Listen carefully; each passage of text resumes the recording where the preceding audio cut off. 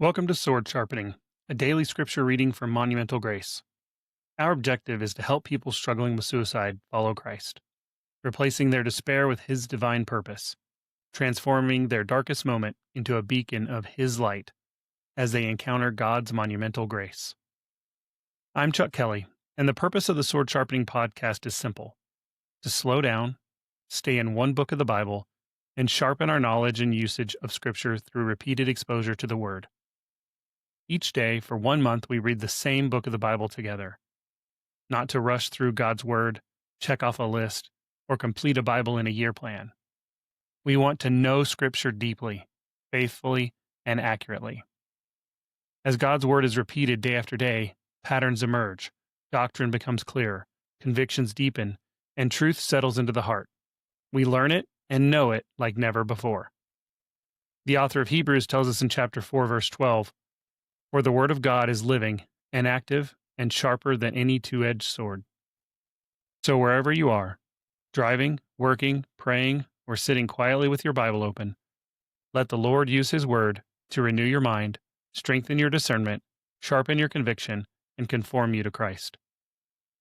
As we continue learning about the letter to the Philippians, we read from the MacArthur Study Bible, from the section about background and setting.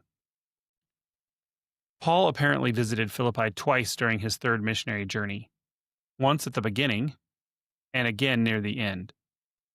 About 4 or 5 years after his last visit to Philippi, while a prisoner at Rome, Paul received a delegation from the Philippian church. The Philippians had generously supported Paul in the past and had also contributed abundantly to the needy at Jerusalem. Now, hearing of Paul's imprisonment, they sent another contribution to him, and along with it, Epaphroditus, to minister to Paul's needs. Unfortunately, Epaphroditus suffered a near-fatal illness, either while en route to Rome or after he arrived. Accordingly, Paul decided to send Epaphroditus back to Philippi and wrote the letter to the Philippians to send back with him. Paul had several purposes in composing this epistle. First, he wanted to express in writing his thanks for the Philippians' gift. Second, he wanted the Philippians to know why he had decided to return Epaphroditus to them so they would not think his service to Paul had been unsatisfactory. Third, he wanted to inform them about his circumstances at Rome. Fourth, he wrote to exhort them to unity. And finally, he wrote to warn them against false teachers. And I hope this helps you understand the letter to the Philippians a little bit better. This is Sword Sharpening, and we will be reading from the Legacy Standard Bible translation. Let us hear the word of the Lord. Philippians, chapter 1. Paul and Timothy, slaves of Christ Jesus, to all the saints in Christ Jesus who are in Philippi, with the overseers and deacons, grace to you and peace from God our Father and the Lord Jesus Christ. I thank my God in all my remembrance of you, always offering prayer with joy in my every prayer for you all, because of your fellowship in the gospel from the first day until now. For I am confident of this very thing, that he who began a good work in you will perfect it until the day of Christ Jesus. For it is only right for me to think this way about you all, because I have you in my heart, since both in my chains and in the defense and confirmation of the gospel, you are all fellow partakers with me in this grace. For God is my witness, how I long for you all with the affection of Christ Jesus. And this I pray, that your love may abound still more and more in full knowledge and all discernment, so that you may approve the things that are excellent, in order to be sincere and without fault until the day of Christ, having been filled with the fruit of righteousness which comes through Jesus Christ, to the glory and praise of God. Now I want you to know, brothers, that my circumstances have turned out for the greater progress of the gospel, so that my chains in Christ have become well known throughout the whole Praetorian Guard, and to everyone else, and that most of the brothers, having become confident in the Lord because of my chains, have far more courage to speak the word of God without fear. Some, to be sure, are preaching Christ even from envy and strife, but some also from good will. The latter do it out of love, knowing that I am appointed for the defense of the gospel. The former proclaim Christ out of selfish ambition, rather than from pure motives, thinking to cause me affliction in my chains. What then? Only that in every way, whether in pretense or in truth, Christ is proclaimed. And in this I rejoice. Yes, I will rejoice. For I know that this will turn out for my salvation, through your prayers and the provision of the Spirit of Jesus Christ, according to my earnest expectation and hope, that I will not be put to shame in anything, but that with all boldness Christ will even now, as always, be magnified in my body, whether by life or by death. For to me, to live is Christ, and to die is gain.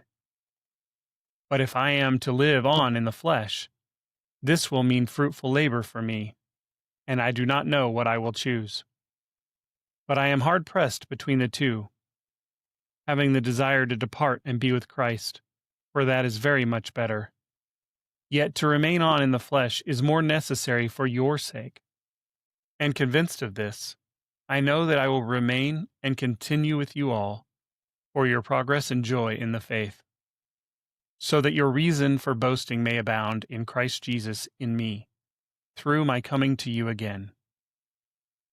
Only live your lives in a manner worthy of the gospel of Christ, so that whether I come and see you or remain absent, I will hear about your circumstances, that you are standing firm in one spirit, with one mind, contending together for the faith of the gospel, in no way alarmed by your opponents, which is a sign of destruction for them, but of salvation for you, and that too from God.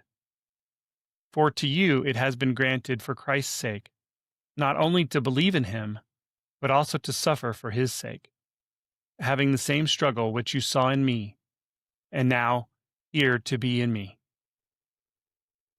Chapter 2. Therefore, if there is any encouragement in Christ, if there is any consolation of love, if there is any fellowship of the Spirit, if any affection and compassion, fulfill my joy, that you think the same way, by maintaining the same love, being united in spirit, thinking on one purpose, doing nothing from selfish ambition or vain glory, but with humility of mind, regarding one another as more important than yourselves, not merely looking out for your own personal interests, but also for the interests of others.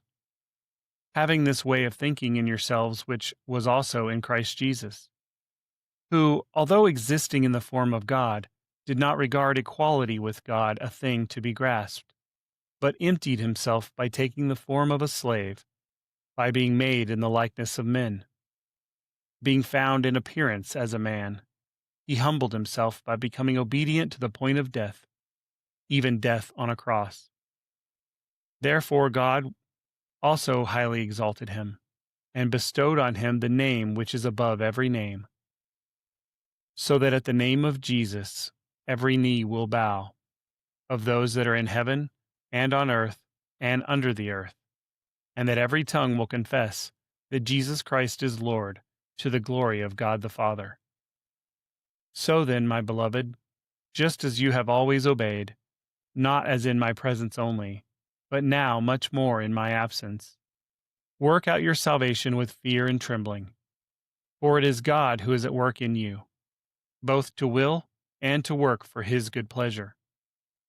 Do all things without grumbling or disputing, so that you will be blameless and innocent, children of God, without blemish, in the midst of a crooked and perverse generation, among whom you shine as lights in the world, holding fast the word of life, so that in the day of Christ I will have reason to boast, because I did not run in vain, nor labor in vain. But even if I, being poured out as a drink offering upon the sacrifice and service of your faith, I rejoice and share my joy with you all. And you also rejoice in the same way and share your joy with me. But I hope in the Lord Jesus to send Timothy to you shortly, so that I also may be in good spirits when I learn of your circumstances. For I have no one else of kindred spirit who will genuinely be concerned about your circumstances.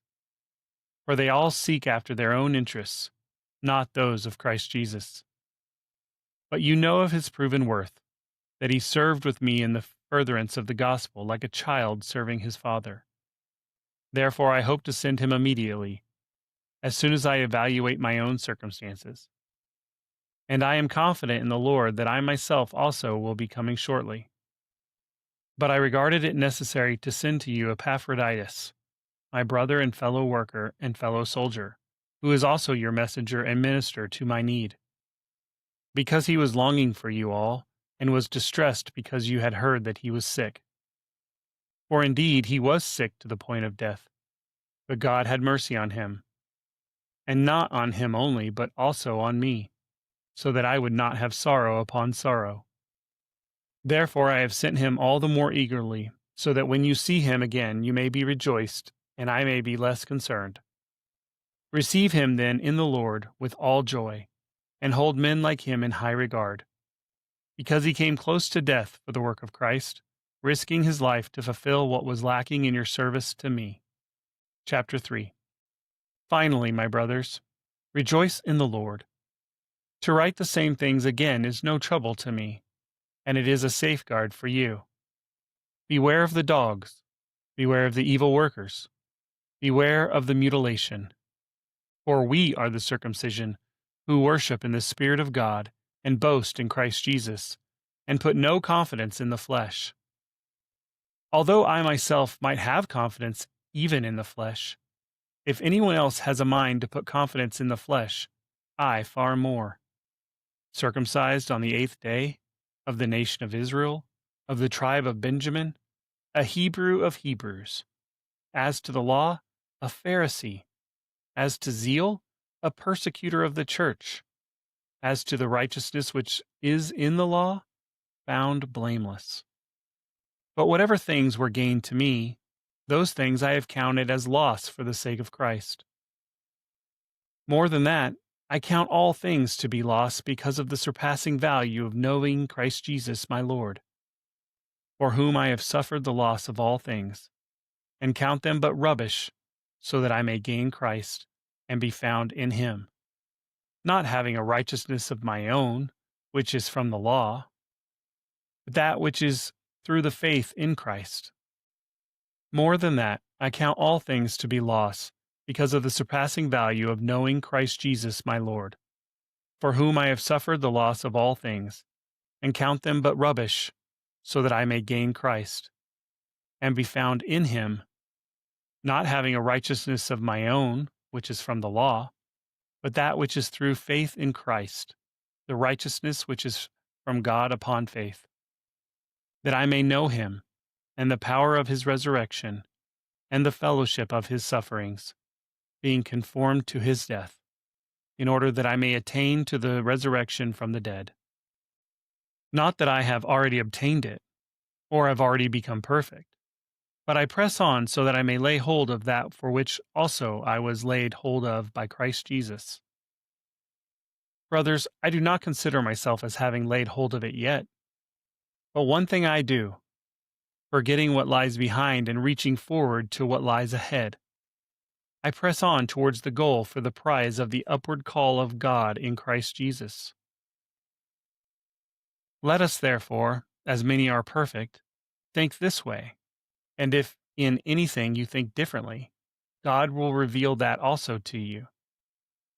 However, let us keep walking in step with the same standard to which we have attained. Brothers, join in following my example, and look for those who walk according to the pattern you have in us. For many walk, of whom I have often told you, and now tell you even crying, as enemies of the cross of Christ, whose end is destruction, whose God is their stomach, and glory is in their shame, who set their thoughts on earthly things. For our citizenship is in heaven, from which also we eagerly wait for a Savior, the Lord Jesus Christ, who will transform the body of our humble state into conformity with the body of his glory, by his working through which he is able to even subject all things to himself. Chapter 4. Therefore, my brothers, loved and longed for, my joy and crown, in this way stand firm in the Lord, my beloved. I urge Euodia and I urge Syneth to think the same way in the Lord. Indeed, I ask you also, genuine companion, help these women who have contended together alongside of me in the gospel, and also Clement, and the rest of my fellow workers, whose names are in the book of life. Rejoice in the Lord always. Again, I say rejoice. Let your considerate spirit be known to all men. The Lord is near. Be anxious for nothing, but in everything by prayer and petition with thanksgiving, let your requests be made known to God. And the peace of God, which surpasses all comprehension, will guard your hearts and your minds in Christ Jesus. Finally, brothers, whatever is true, whatever is dignified, whatever is right, whatever is pure, whatever is lovely, whatever is commendable, if there is any excellence, and if anything worthy of praise, consider these things. The things you have learned and received and heard and seen in me, practice these things, and the God of peace will be with you. But I rejoiced in the Lord greatly, that now at last you have revived thinking about me. Indeed, you were thinking about me before, but you lacked opportunity. Now that I speak from want, for I learned to be content in whatever circumstances I am. I know how to get along with humble means, and I also know how to live in abundance. In any and all things I have learned the secret of being filled and going hungry, both of having abundance and suffering need. I can do all things through him who strengthens me. Nevertheless, you have done well to fellowship with me in my affliction. And you yourselves also know, Philippians, that at the first preaching of the gospel, after I left Macedonia, no church fellowshipped with me in the matter of giving and receiving but you alone.